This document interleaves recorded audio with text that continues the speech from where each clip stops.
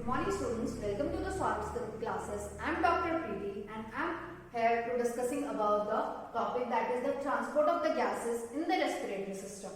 Previously we are discussing about the exchange of the gases and the human respiratory system. After this we are describing about the transport of the O2 and the CO2. Then we are discussing about the blood is the main medium for the O2 and the CO2 exchange.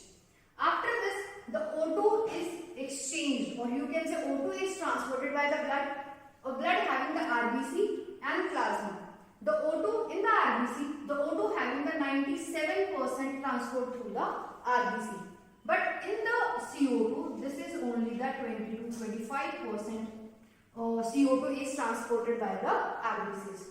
In the plasma, this is the 3%. So it is total is the 100%. That means the RBC and the plasma. These two things that help in the transport of the O2. But in that case, that is the 20 to 25% by the RBCs and the 7% by the plasma. Then after that, the major transport of the CO2 with the help of the bicarbonates. With the help of the bicarbonate. That means that is the 70% of the CO2. The 70% of the CO2 and the maximum amount of CO2 is transported by the bicarbonate. So this is about the O2 and the CO2 transport. Now we are discussing with the help of the graph the how O2 is saturated and how what is the graph of the O2. Now we are discussing about the transport of the oxygen. In the transport of the oxygen, we are more discussing about the RBC. The RBC is blood is the main medium for the transport of the O2. Or in the blood we are having the RBC, or in the RBC we are having the HB, yani ki hemoglobin. This hemoglobin helps in the transport of the O2.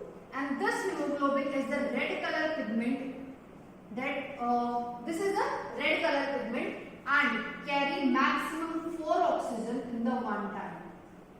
And maximum carry the one hemoglobin contain maximum 4 oxygen atoms. After this, we can say this oxygen bind with the hemoglobin. But how is that possible? The binding of the O2 depends on some factors. Then what was that? The primary factor that is the pressure, partial pressure of O2. Second is partial pressure of CO2. Third is the hydrogen ion concentration. And fourth one is the temperature. These 4 factors are the important for the binding of the O2 to the hemoglobin, or you can say dissociation of the O2 and the O2 from the tissues, or you can say alveoli. These 4 factors are the important. Now we are discussing about the how these factors help in the alveoli and the tissues that help in the dissociation and association of the O2. In the alveoli, we are discussing about the association of the oxygen, because oxygen is inhaled by the body. Then oxygen is associated. Then association factor. The association factor is the if the PO2 is high, the first thing that is the PO2 is high, PCO2 is low, hydrogen ion concentration is low, and the temperature is low. The one factor is higher and the other 3 factor is lower. That means the oxygen to form the oxyhemoglobin. You can say association in the alveoli, and these factors help in the association. Now in the tissues, we are discussing about the dissociation. That means it's totally opposite to the alveoli. That means the PO2 is low and the other 3 factors, that is the CO2, hydrogen ion concentration and the temperature. These 3 factors are favorable for the dissociation of the oxygen to the tissue.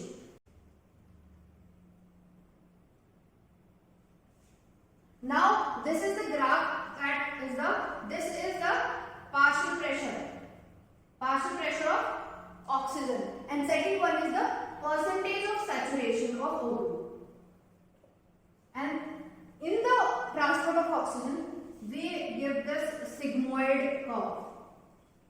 This is the sigmoid curve we obtain through the dissociation of the O2, and this is also known as oxygen dissociation curve. In the oxygen dissociation curve, with the help of this graph, we are measuring these factors which is responsible for the association and the dissociation. After this, we are more discussing about that is the 100 ml of the ml of oxygen in the normal physiological process. That's all about the transport of O2. Now we are discussing about the transport of the CO2. CO2 is also transported by the blood or in the form of bicarbonate. Or you can say it is also binding with the hemoglobin. And then we are discussing about the CO2 having the highest solubility in the 20 to 25 times higher than the O2. And thus form the hemoglobin more than the oxygen. After that, the carbon dioxide mixed with the hemoglobin to form the carbamino hemoglobin. This is O2 mixed with the hemoglobin form the oxyhemoglobin. When the CO2 binds with the hemoglobin, this form the carbamino hemoglobin.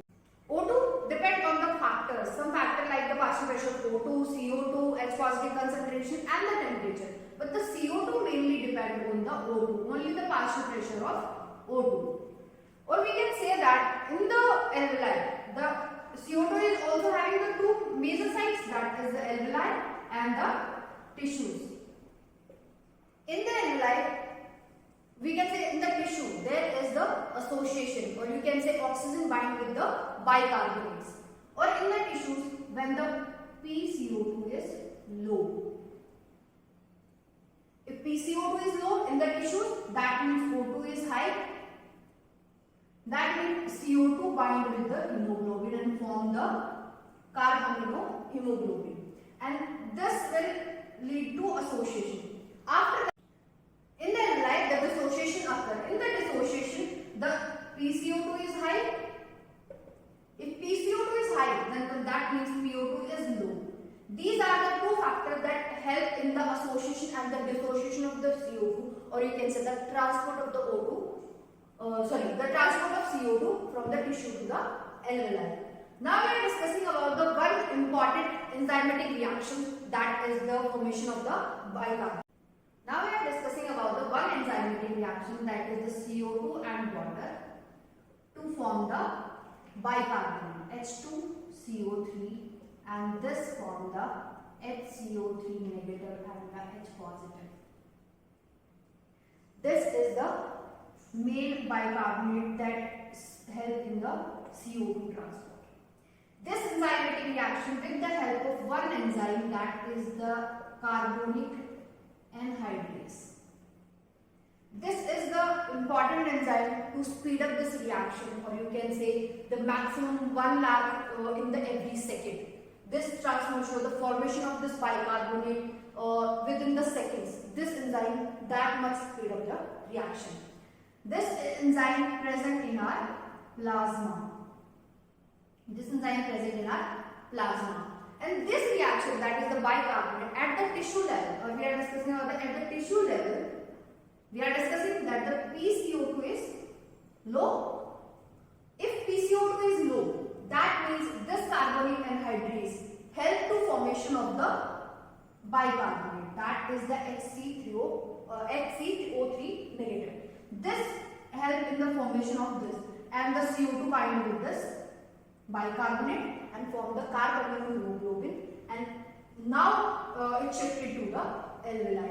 Here in the alveoli, the dissociation of this enzyme also help in the dissociation of this. This reaction is reversed in the alveoli. The reaction is forward, or you can say this reaction as it is in the tissues, because the PCO2 is low. And or we can say we are discussing about the alveoli.